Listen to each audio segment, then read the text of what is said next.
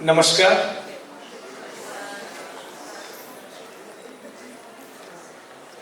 यहाँ पर उपस्थित पूरे कंट्री से आए हुए इतने सीनियर प्रिंसिपल्स, टीचर्स, एजुकेशनिस्ट, मैं आप सबका तहे दिल से शुक्रिया अदा करता हूँ, अभिनंदन करता हूँ। टीचर होने के नाते, गुरु होने के नाते समाज को एक अच्छी दिशा दिखाने के लिए आप सबका बहुत बहुत अभिनंदन, बहुत बहुत धन्यवाद। रवि जी विशेष, जिनके कारण हम सब आज एकत्र हुए हैं इस हॉल में, देश और दुनिया में शिक्षा के क्षेत्र में हो रहे परिवर्तनों पर, जरूरतों पर, अपने देश की जरूरतों पर चर्चा कर रहे हैं। बहुत बहुत धन्यवाद रवि, आपको सबको एक प्लेटफॉर्म देने के लिए और बुलाने के लिए।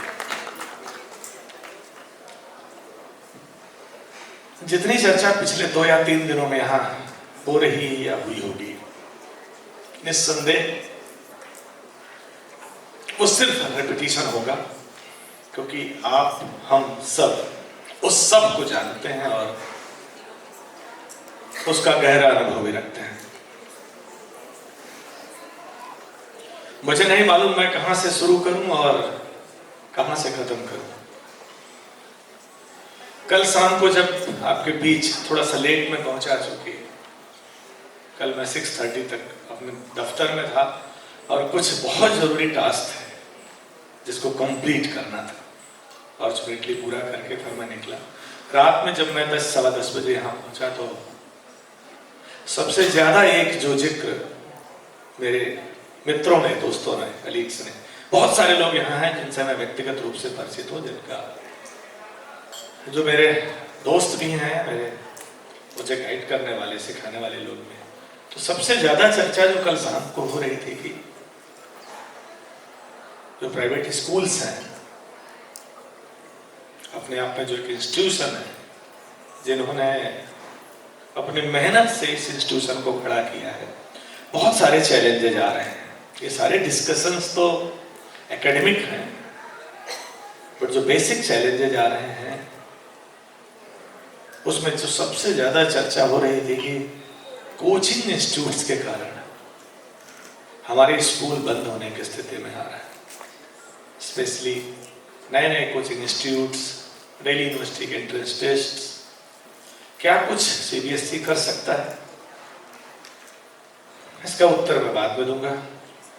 इसी के साथ बहुत सारी चर्चाएं की किस तरह से गवर्नमेंट एजेंसीज हमें परेशान करती हैं डिफरेंट इश्यूज पे, इंक्लूडिंग सीबीएसई।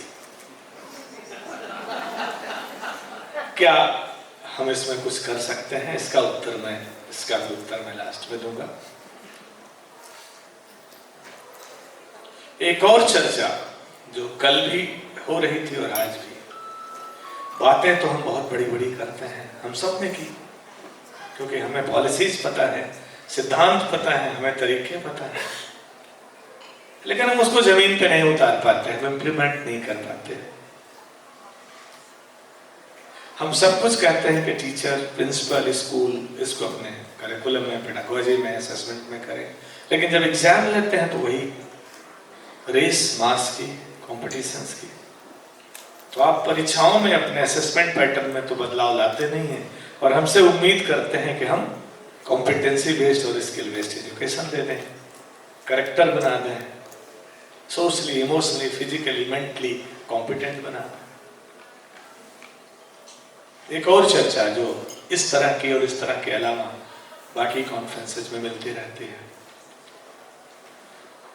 सारा बोझ तो शिक्षा के ऊपर डालते हैं और शिक्षक के ऊपर कि इस देश को सुधारने का जिम्मा टीचर्स के पास, प्रिंसिपल्स के पास। लेकिन जब उसकी कंडीशन देखते हैं तो सबसे लास्ट चॉइस टीचर की, टीचर बनने की होती है।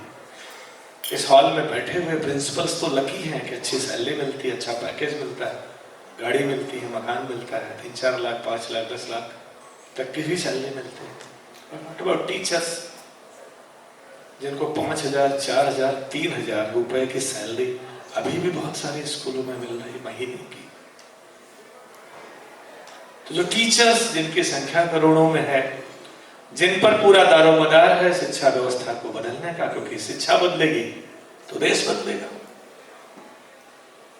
तो जब वो सेटिस्फाई नहीं होंगे, वो कॉम्पिटेंट नहीं होंगे, वो स्किल्ड नहीं होंगे, कैपेबल लोग जब एजुकेशन सिस्टम में नहीं आएंगे, अच्छे लोग नहीं आएंगे, तो पॉलिसीज कैसे इंप्लीमेंट होंगे। ये चर्चा भी इस तरह की कॉन्फ्रेंसेस में चलते रहते। इसका भी जवाब मैं लास्ट में दूंगा।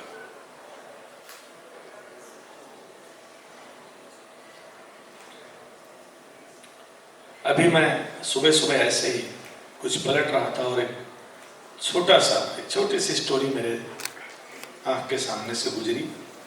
वो स्टोरी मुमकिन है आप में से मैक्सिमम लोगों को पता हो, बट फिर भी मैं जिक्र करना चाहूंगा। शायद उससे एक हिंट मिले और फिर हम अपनी बात को आगे बढ़ाएं।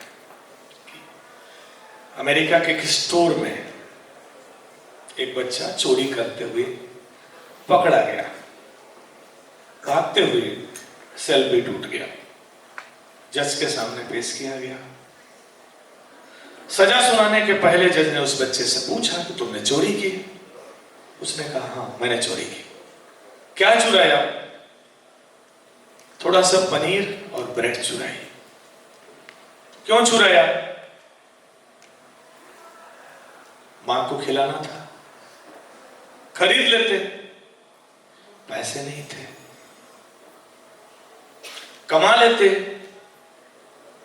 एक कार की कंपनी में कार वॉश के लिए जॉब कर रहा था, मां बीमार हुई, एक दिन नहीं गया, निकाल दिया। किसी से मांग लेते, सुबह से 50 लोगों तक पहुंचा हूं और किसी ने दिया नहीं।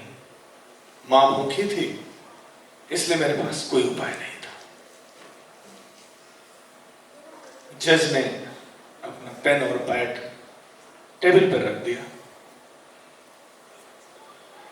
और कहा कि हम सब इस गुनाह के लिए जिम्मेदार हैं और इस हॉल में जितने लोग बैठे हुए हैं वो आज हर व्यक्ति को मैं $10 जमा करने की सजा देता हूं। सबसे पहले मैं निकालता हूं और बिना वो $10 दिए हुए कोई इस हॉल से बाहर नहीं जाएगा। और जज अब सजा सुनाना शुरू करता है। सबसे पहले उस दुकान के मालिक को, जिसने असंवेदनशीलता दिखाते हुए उस बच्चे को कोर्ट के हवाले किया, और फिर पूरे सिस्टम को, जिसके कारण समाज में यह स्थिति आती है। हमारा देश लगभग 125 करोड़ की आबादी का है और हम अभी भी अमीर, मध्यम वर्ग और गरीब की स्थिति में। 30% आबादी, 40 करोड़ लोग हमारे इकोनॉमिक सर्वे में अभी भी बिलो पॉवर्टी लाइन है। 2 टाइम्स का फूड नहीं मिलता। 2 टाइम्स का फूड मतलब 2100-2400 कैलोरी का भोजन नहीं मिलता। उसके बाद शरीर पर कपड़े, फिर शिक्षा, फिर स्वास्थ्य, फिर घर, फिर सुविधाएं। 1/3 पॉपुलेशन। भारत और विश्व, हम दुनिया में कहां हैं? जब इसका इकोनॉमिक सर्वे हमारे सामने आता, हमारी पर कैपिटा इनकम,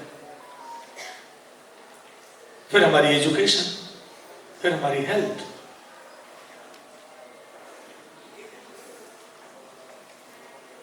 और फिर उसके बाद ये चर्चा शुरू होती है कि हम शुरू कहां से करें। हम शिक्षा व्यवस्था में इन्वेस्ट करेंगे तो हेल्थ भी ठीक होगी और इकोनॉमी भी ठीक होगी, लोग आगे बढ़ाएंगे। अच्छा, हम इकोनॉमी ठीक करते हैं तो उससे थोड़ी शिक्षा बढ़ेगी, थोड़ी हेल्थ बढ़ेगी, और फिर शुरू होता है वो चक्र जिससे हम पिछले 70 वर्षों से जूझ रहे हैं। फिर रिपोर्ट्स आपके सामने आती हैं, पुरानी रिपोर्ट्स आप सबको मालूम है, फिर भी मैं जिक्र करना चाहूंगा। 2009 पीसा का टेस्ट, कहीं ना कहीं तो कुछ ना कुछ तो भरोसा करना ही पड़ेगा। कुछ टेस्ट बाहर ने किए, कुछ हमने की। हम 74 कंट्रीज में 72 पर रहे। दुनिया ने जो भी एजुकेशन का स्टैंडर्ड सेट किया, आउटकम सेट किया, गोल सेट किया, उसमें हम थर्ड सेकंड लास्ट पर रहे।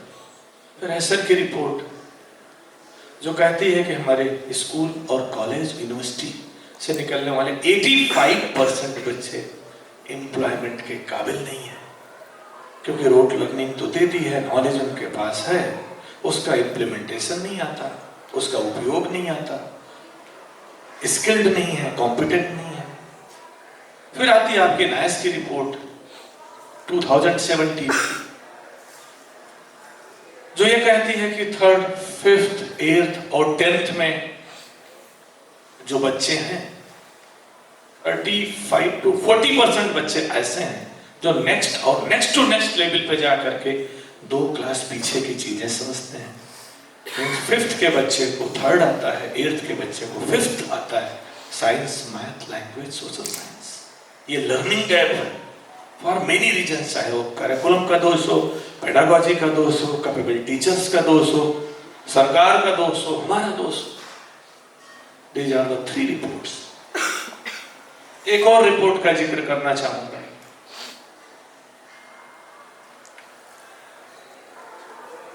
2012 से लेकर के 2016 के बीच भारत में लेस देन 5% बच्चे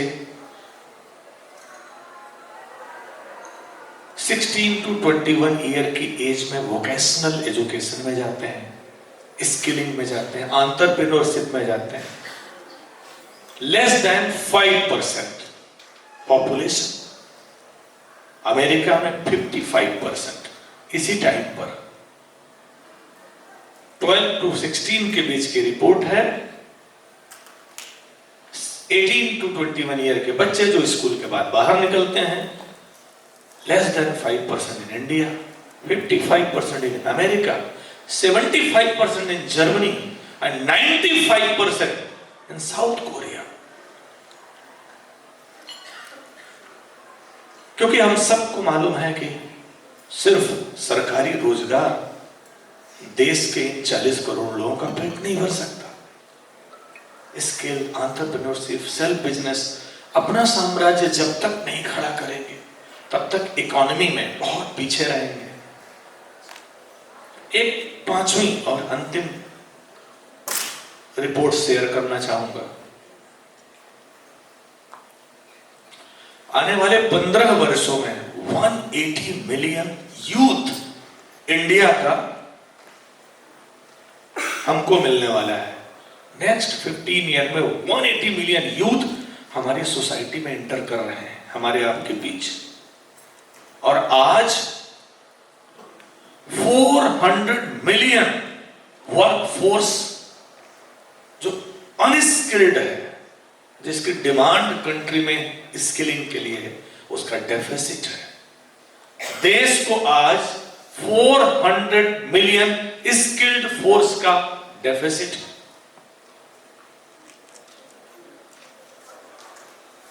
और अगले 25 वर्ष हमारे पास हैं, सिर्फ 25 वर्ष हमारे पास हैं, जब हमारे पास युवा आबादी अपने पीक पर होगी। उसके बाद हमारी आबादी ओल्ड एज में जाएगी। और यही 25 वर्ष आपके पास है दुनिया में अपने को इक्वलाइज करने के लिए। इन सारी चर्चाओं के बीच नई एजुकेशन पॉलिसी 2020 आती है,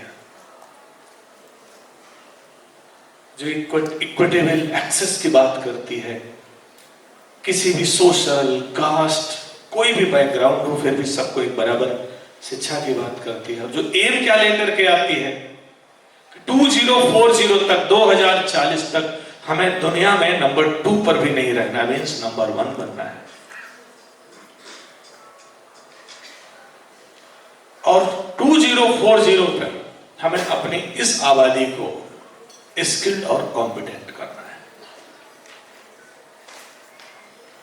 फिर नई एजुकेशन पॉलिसी अपने रिकमेंडेशंस लेकर के आती है, जिसपे हम सब पिछले 2 वर्षों से चर्चा कर रहे हैं, सुन रहे हैं और समझ रहे हैं। कि जब तक हम अपने एजुकेशन सिस्टम में करिकुलम रिफॉर्म नहीं करेंगे, पेडागॉजिकल रिफॉर्म नहीं करेंगे, असेसमेंट रिफॉर्म नहीं करेंगे, तब तक ये वर्कफोर्स स्किल्ड और कॉम्पिटेंट नहीं होगी। करिकुलम रिफॉर्म का डिस्कशन, पेडागॉजिकल रिफॉर्म का डिस्कशन, असेसमेंट रिफॉर्म का डिस्कशन हम लोग कल से सुन रहे हैं और देख रहे हैं और वो चर्चा करते हैं, लेकिन पहली बार इसका जिक्र नहीं हो रहा है। ऐसा नहीं कि सिर्फ नई एजुकेशन पॉलिसी रिकमेंड करती है, 86 की पॉलिसी और उसके पहले भी 64 की, उसके पहले भी जो कमीशंस आए हैं, चाहे राधाकृष्णन कमीशन हो, कोठारी कमीशन हो, इवन 36 की महात्मा गांधी और डॉक्टर जाकिर हुसैन के समय की जो हमारी बुनियादी शिक्षा की रिपोर्ट है वो भी, और उससे पहले चले जाइए 1000 वर्षों की शिक्षा भी। तो किस पेडागॉजी की डिमांड करती है 1000 ईयर में? वो पेडागॉजी जो एक्सपीरियंशियल हो। मैं किसी दूसरी पेडागॉजी का जिक्र नहीं करूंगा, उस एक्सपीरियंशियल में ऑल पेडागॉजीज इंक्लूड हो जाती है, क्योंकि पैनलिस्ट ने भी और जो हमारे वक्ता थे उन्होंने भी यही जिक्र किया कि जब हम एक्सपीरियंशियल पेडागॉजी का उपयोग करेंगे, learning by doing, self oriented learning, exploration, बच्चे को जब ऑटोनॉमी मिलेगी, देन बच्चा एक्सप्लोर करेगा, ऑलरेडी जो इनबिल्ट है बाहर निकलेगा। फिर हम बात करते हैं करिकुलम रिफॉर्म्स, कैसा करिकुलम लेकर के आए, कैसे हम सब्जेक्ट की लिबर्टी दें, टीचर्स को हम कैसे ऑटोनॉमी दें, किस तरह से इंटरनल एक्सटर्नल असेसमेंट की ब्लेंडेड अप्रोच ले करके आए, किस तरीके से हम असेसमेंट को 3 आवर का जो बोर्ड एग्जाम होता है, बिल्कुल सही पैनलिस्ट ने कहा कि अल्टीमेटली हम 90, 95, 98 पे आते हैं। सीबीएसई का अपनी लिमिटेशंस है, हम कितना भी एग्जामिनेशन रिफॉर्म कर लें, हमारे पास तो सिर्फ 3 घंटे का एक क्वेश्चन पेपर ही तो है। हम थोड़ा सा उसको क्रिटिकल बना सकते हैं, थोड़ा एनालिटिकल बना सकते हैं, थोड़ा सा कोलैबोरेटिव बना सकते हैं, थोड़ा सा ब्रेनस्टॉर्मिंग का क्वेश्चन डाल सकते हैं। अल्टीमेटली हमारा क्वेश्चन पेपर ज्यादातर जो स्किल डेवलप करेगा वो क्रिटिकल थिंकिंग की, प्रॉब्लम सॉल्विंग की, एनालिटिकल की। लेकिन जो कोलैबोरेटिव अप्रोच होनी चाहिए बच्चे में, जो कम्युनिकेशन स्किल होनी चाहिए बच्चे में, जो क्रिएटिविटी होनी चाहिए बच्चे में, वो 365 डेज आप कर सकते हैं। तो हमारी अपनी लिमिटेशंस हैं। तो विद दिस नई एजुकेशन पॉलिसी, करिकुलम, पेडागॉजी और असेसमेंट रिफॉर्म की बात करती है, जिसमें लास्ट 2 ईयर में बहुत सारे रिफॉर्म्स आपके सहयोग से हमने इंप्लीमेंट किए हैं, आइदर होलिस्टिक प्रोग्रेस कार्ड हो या स्ट्रक्चरल एनालिसिस हो जिसको हम सफल कहते हैं, या नैस की हमारे 358 का असेसमेंट हो, ये लेकर के हम सामने आ रहे हैं। Internal assessment, competency based questions, जो क्वेश्चंस अगर आप में से प्रिंसिपल्स ने इस वर्ष के क्वेश्चन पेपर को देखा होगा, मैंने देखा बहुत सारे क्वेश्चन पेपर्स की मैंने एनालिसिस की, तो कभी भी आप पलट करके 10 साल पुराना और आज का क्वेश्चन पेपर देखिए तो उसमें 30-40% क्वेश्चंस डिफरेंट हैं। अब आपका बच्चा किताब वाला उत्तर नहीं दे पा रहा है, तो आप हिंदी में देखिए, आप इंग्लिश में देखिए, सोशल साइंस में देखिए, लैंग्वेज में देखिए, वापस जाकर के उसको पलट के देखिएगा, आपको उसका उत्तर देने में मुश्किल होगी। यस, आपको पढ़ना पड़ेगा, सोचना पड़ेगा, दिमाग लगेगा, क्रिटिकली थिंक करेंगे और तब एक सोल्यूशन देंगे। तो हम क्वेश्चंस को चेंज करते जा रहे हैं। आज इस कॉन्फ्रेंस में इतने सारे लोग, जो बड़े बड़े लोग हैं, जो बड़े बड़े एजुकेशनिस्ट हैं देश और देश के विभिन्न क्षेत्रों से आए हुए हैं, सबसे पहले मैं आपको कांग्रेचुलेट करूंगा। आप सीबीएसई के साथ कनेक्टेड हैं, जो ऑटोनोमस बॉडी है, और इसकी सबसे अच्छी ब्यूटी है कि एक बार एफिलिएट करने के बाद हम आपको फुल ऑटोनॉमी देते हैं। Whatever you want, curriculum, pedagogy, assessment आप रिफॉर्म करते रहे। लास्ट 4-5 ईयर में हम लोगों ने आपको और ज्यादा रिलैक्स किया। हम इंस्पेक्टर राज से बाहर निकले हैं, आसानी से आपको एक्सटेंशन हो, आसानी से सब्जेक्ट मिले, आसानी से आप अपने बच्चों का एडमिशन ले सके। हमने बहुत सारे रिफॉर्म अपने सिस्टम में किए हैं। तो इस गैदरिंग से मैं रिक्वेस्ट करूंगा, निवेदन करूंगा, चूंकि मैक्सिमम ऐसे लोग हैं जो प्राइवेट स्कूल्स के ओनर्स हैं, प्रिंसिपल्स हैं, जिनके अपने अपने गवर्नमेंट से टकराहट चलती रहती है।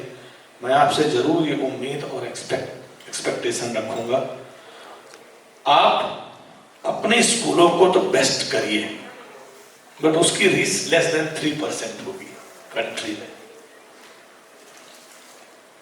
रेस्ट 97% बच्चे आपके पास नहीं है। तो पहली रिक्वेस्ट कि जो भी एनईपी में रिकमेंडेशंस हैं उसको आप समझें और बॉटम तक पहुंचाएं। होता क्या है ना, एक गेम होता है जिसमें एक लास्ट व्यक्ति से लेकर के और एक अंतिम फर्स्ट व्यक्ति तक क्वेश्चन थ्रो किया जाता है। ये गेम आप लोगों ने खेला होगा, मैंने खेला है। लास्ट व्यक्ति को अपने आगे वाले को एक बात बतानी होती है और वही बात वो अगले को करता चला जाता है। अगर ये गेम कभी खेलिए तो अंतिम व्यक्ति को अगर बोला जाता है आम का पेड़, तो पहले तक आते आते वो इमली का पेड़ हो जाता है।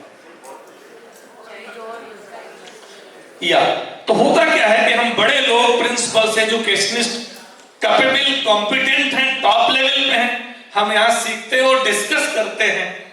लेकिन जब अपने स्कूल में जाते हैं तो उसका लेस देन 5% टीचर तक, बच्चे तक, पेरेंट तक पहुंचता है। तो ये चैलेंज आपके सामने है कि आज 2 दिनों में जितनी बड़ी बातें आपने बताई, सीखी, समझी, उसका असली मजा तो तब है जब आपके स्कूल के उस अंतिम बच्चे तक पहुंचे और उसका रिफ्लेक्शन हो, आउटकम निकल करके आए। क्योंकि देखिए, कंपटीशन नहीं है इस कंट्री में, सीबीएसई इज द बेस्ट। जिस दिन सीबीएसई के बराबर सुपर सीबीएसई के स्कूल आ जाएंगे, देन आपको कंपटीशन पता चलेगी, आप टॉप पे, वो भी आ रहे हैं। तो ये मेरा निवेदन है आप सबसे, पहला कि जो सीखते हैं, जो करते हैं, जो जानते हैं, आप मास्टर हैं, आप टॉप पे हैं, आपको सब आता है। अभी सारस्वत जी ने कहा ना कि हम सबको पता है, जितनी चर्चा हो रही, करिकुलम बताने की जरूरत नहीं, बिल्कुल सही है। आपके टीचर को आता है, आपके पेरेंट को आता है, आपके बच्चे को पहुंच रहा है।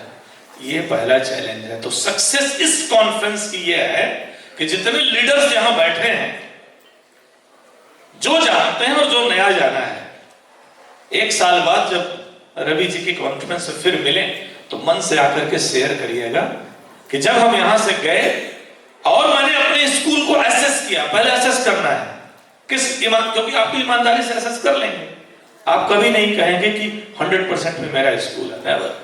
तो आप ईमानदारी से जाकर के कल, परसों, नरसों, नेक्स्ट वीक एक रिसर्च ग्रुप बना के, टीचर का ग्रुप बना के, प्रिंसिपल का ग्रुप बना के, एक कोई एजेंसी हायर करके अपने स्कूल का एसेस करिए। हम आउटसाइड एजेंसी से सीबीएसई का ऑडिट कराते हैं। हमारे जो स्कूल के इंस्पेक्शन होते हैं उनका ऑडिट हम क्यूसीआई से कराते हैं।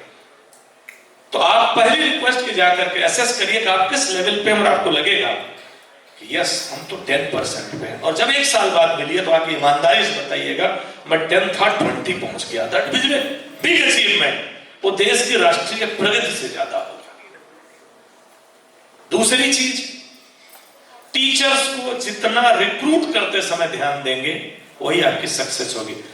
कैपेसिटी बिल्डिंग की अपनी लिमिटेशंस होती है, ट्रेनिंग्स की, मिड कोर्सेज की। ड्यूरिंग रिक्रूटमेंट आप one of the best teacher ले रहे हैं जो पेडागोजी का मास्टर है, असेसमेंट का मास्टर है, जिसको रिफॉर्म्स पता है, जो कोलैबोरेटिव है, जो स्किल्ड है। एक ऐसा टीचर जो साइकोलॉजिस्ट है, जिसकी कम्युनिकेशन स्किल बहुत अच्छी है, स्टोरी टेलिंग बहुत अच्छी है, जो थिएटर का मास्टर है, ऐसा टीचर आप रिक्रूट करिए और फिर ग्रूम करिए और फिर हाई सैलरी दे करके कंटिन्यू करिए। आप प्रिंसिपल्स को तो 3 से 4 लाख 5 लाख मिल जाता, टीचर्स को नहीं मिलता। तो ये दूसरी रिक्वेस्ट है, अपने टीचर्स का सिलेक्शन और कैपेसिटी बिल्डिंग किस तरीके से आप लेकर के चलिए। तीसरी, पेरेंट्स का इन्वॉल्वमेंट, कम्युनिटी आउटरीच, कम्युनिटी का इन्वॉल्वमेंट नहीं करेंगे तो बड़ी बातें रह जाएंगी। क्योंकि वो एक स्टोरी सुनी ना नाजी कैंप की, आप सब ने सुनी है कि नाजी कैंप में जब लाखों लोग मार दिए जाते हैं, उस पर एक टीचर थी, एक टीचर या जो भी थी, उस यातना शिविर से बच के निकलती थी, छोटा सा कोट लिखती है, बहुत सारी जगहों पे व्हाट्सएप पे घूमता रहा। वो कहती है कि मैंने उस नाजी कैंप में यातना देते हुए देखा कि ऐसे इंजीनियर्स थे जिन्होंने बैरक बनाई, वो भी किसी स्कूल के बच्चे रहे होंगे। ऐसी स्टाफ नर्स थी, डॉक्टर्स थे जिन्होंने बच्चों को इंजेक्शन दिया मारने के लिए, वो भी किसी स्कूल के बच्चे रहे होंगे।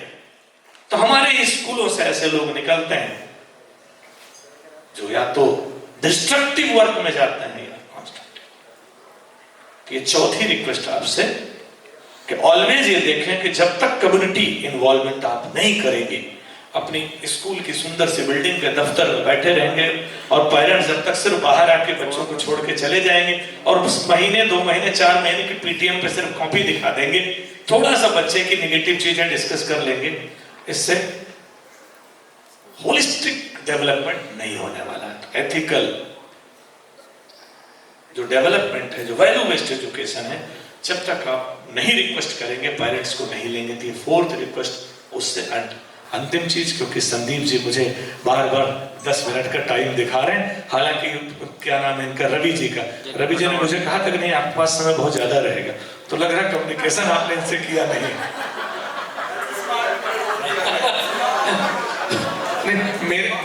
मुझे पहले बोलने के लिए कहा गया था, लेकिन उन्होंने मुझे लालच दी थी कि सर अगर आप फाइनल डिस्कशन के बाद बोलेंगे बहुत समय है, लेकिन सर ये लगातार डंडा दिखाया जा रहा है।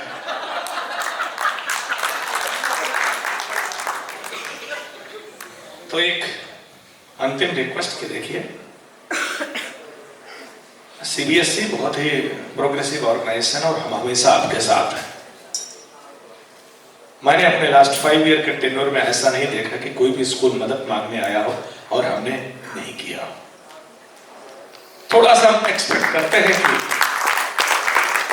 रिवर्स में आप भी वैसे ही देंगे, एथिकल रहेंगे, क्योंकि क्या होता ना कि सारी पॉलिसीज, अब होता क्या है कि डिस्कस किया ना, आई थिंक डीपीएस जयपुर के प्रिंसिपल ने बड़ी अच्छी रिक्वेस्ट की कि एग्जामिनेशन रिफॉर्म जब तक नहीं होगा, चीजें नहीं होंगी, तो हम रिफॉर्म करते हैं लेकिन अनएथिकल प्रैक्टिसेस कारण विड्रॉ करना पड़ता। सीसी आया, बहुत अच्छा था, बिकॉज आपके कुछ कर रहे थे, मैक्सिमम उसका मिसयूज करने लगे, विड्रॉ हो गया। अब हम internal assessment 20% in each subject लेके आए हैं, रिजल्ट आपके सामने, आप अपना रिजल्ट जाके एक बार रिव्यू कर लीजिए। इंटरनल असेसमेंट लास्ट में जनवरी फरवरी में रजिस्टर मेंटेन हो जाता है, जबकि अप्रैल में शुरू करना है आपको, ध्यान से, ईमानदारी से। तो ये कोलैबोरेटिव अप्रोच है जो आप सारे लोग अपने पूरे डिस्ट्रिक्ट में, अकेले आप अपने स्कूल के जिम्मेदार नहीं, यू आर द लीडर्स। हमारी सहोदया है, हमारा हब्स है, हब्स ऑफ लर्निंग है, हब्स ऑफ स्किल एजुकेशन है, आप सिटी कोऑर्डिनेटर्स हैं, आप लोग सहोदया के मेंबर्स हैं, पूरे डिस्ट्रिक्ट को लेकर के अगर आप चलेंगे, हम नहीं कहते 100% हो जाएगा, लेकिन जब आज अगर 10% है, अगले साल 20 दिखाएंगे, तो हम कहेंगे कि आपने अपने पूरे जिले को भी इंप्रूव कर लिया, कम्युनिटी डेवलप कर ली, होलिस्टिक डेवलपमेंट कर लिया। तो इन्हीं बातों के साथ मिस्टर रवि को मुझे आमंत्रित करने के लिए, आप सबको, शिशिर जी बैठे हुए हैं, मधु कहाँ गए आपके दूसरे भाई साहब, इधर है। ये दोनों भाइयों ने तो कल एकदम तबाही मचा दी थी, इतना सुंदर गाना और डांस। मधोक जी, शिशिर जी, हमारी अमिताभ बच्चन निकल गई, मुझे लग रहा है पुष्कर मंदिर के लिए। हाँ, अच्छी बात, इस उम्र में दर्शन करने चाहिए।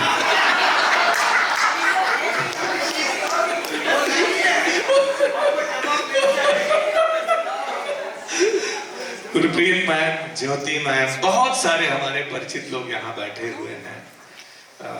आप सबको बहुत बहुत शुभकामना। दुनिया के जिन भी देशों ने अचीवमेंट किया है, शिक्षा के रास्ते लिया है, जब आपकी एजुकेशन बेस्ट होगी, इकोनॉमी अपने आप आगे निकल जाएगी। सोशल, कल्चरल, इमोशनल चीजें, हरिशंकर परसाई हिंदी के बहुत बड़े बैंककार रहे हैं, उनका एक बड़ा फेमस कोट है कि इस हॉल में बैठे हुए पढ़े लिखे लोग और अधिकारी, हमारे आपके जैसे लोग अधिकारी कहते ना, हमें इस देश में चरित्रवान लोग चाहिए। क्या हमें चरित्रवान भूखे, चरित्रवान नंगे, चरित्रवान चोर चाहिए? तो अल्टीमेटली एजुकेशन हाथ में रोटी भी देती है और करेक्टर भी ठीक करती है। तो एजुकेशन एक टूल है जो आपके हाथ में है, बहुत मेहनत करनी है और बहुत आगे जाना है। कोसना बहुत आसान है कि पॉपुलेशन ज्यादा है, सरकार कुछ नहीं करती, करप्शन बहुत ज्यादा है, ये प्रॉब्लम बहुत, लेकिन आपका एक छोटा सा प्रयास, आपकी एक छोटी सी मेहनत महात्मा गांधी की तरह देश स्वतंत्र कर सकती, भगत सिंह की तरह आग लगा सकती पूरे देश में कि कैसे हम आगे बढ़ें, एपीजे कलाम की तरह कि जो बच्चा साइकिल पर अखबार बेचता था, रात में लैंप पोस्ट के नीचे पढ़ता था, देश का राष्ट्रपति बन सकता है। तो शिक्षा एक ऐसी चीज है जो हाई जंप देती है, लॉन्ग जंप देती है, पीढ़ियां बदल के रख देती है, जिसका सूत्र आपके हाथ में है और आप वो कार्य कर रहे हैं। एक चीज मैं मिस कर रहा था, एक प्रिंसिपल मैडम इंक्लूसिव एजुकेशन को लेकर के आई थी और अच्छी बात कही थी। ये देखिए, ये इवॉल्व हो रही सोसाइटी है, बहुत सारी बुराइयां छूटती हैं, बहुत सारी अच्छाइयां आती हैं। घटना 2008 की है, जब मैं मसूरी के एक बोर्डिंग स्कूल में प्रिंसिपल था, वो grow school. First entrance test हमने 3rd का लिया। बहुत अच्छा स्कूल है, अगर आपकी तरफ बात करें तो वो भी टॉपर क्रिएट करता है ऑलवेज।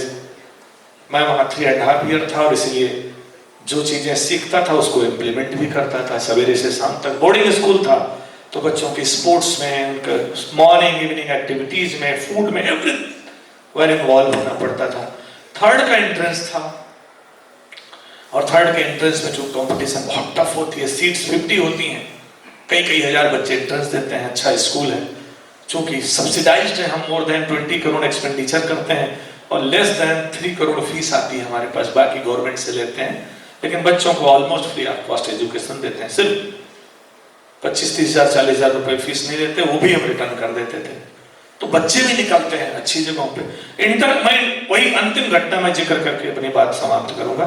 हम इंटरव्यू बोर्ड में बैठे हुए थे और हमारे साथ हमारे स्कूल के 3 हेडमास्टर्स थे जो गेस्टेड होते हैं। 3 स्कूल कैंपस में था, 1 प्रिंसिपल था जो मैं हेड कर रहा था, 3 हेडमास्टर थे। अच्छे लोग थे, ब्रिलियंट लोग थे, ब्राइट लोग थे।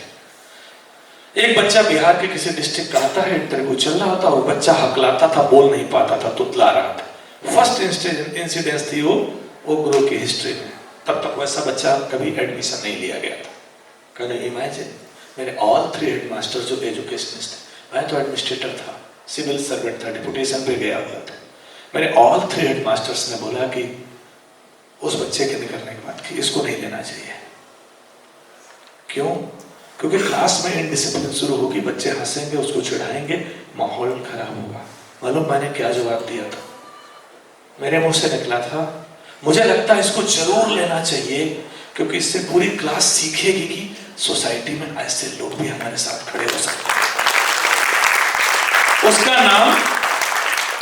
उसका नाम दीपक यादव था। वो बच्चा एवरेज था, एडमिशन लेते हैं, पढ़ता है, एंड आई थिंक 98.8% लेकर के 12th के बाद दिल्ली यूनिवर्सिटी का one of the best college में पढ़ रहा है। तो इंक्लूसिव एजुकेशन व्यवहार से निकलती, बिहेवियर से, एटीट्यूड से। किस तरह की कल्चर आप लेकर के आते हैं।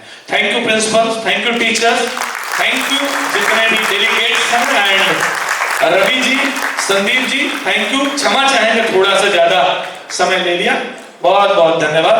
फिर मिलेंगे, और आप लोग कभी भी दिल्ली आए तो मेरी चाय पर आमंत्रित हैं CBSE दफ्तर में, और कभी भी कोई प्रॉब्लम हो तो आपका स्वागत है। Thank you.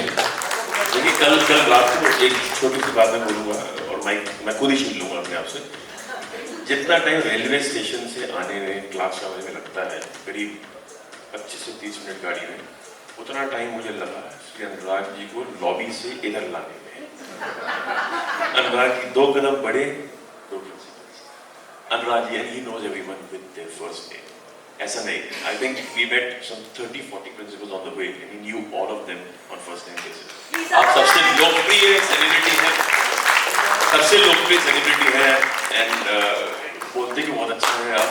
समय का बस थोड़ा सा ये था, काफी लोगों की फ्लाइट्स भी हैं, सब कुछ है, तो थोड़ा सा उसके लिए मैं माफी चाहूँगा आपके साथ में, but this is something that we wanted to gift you.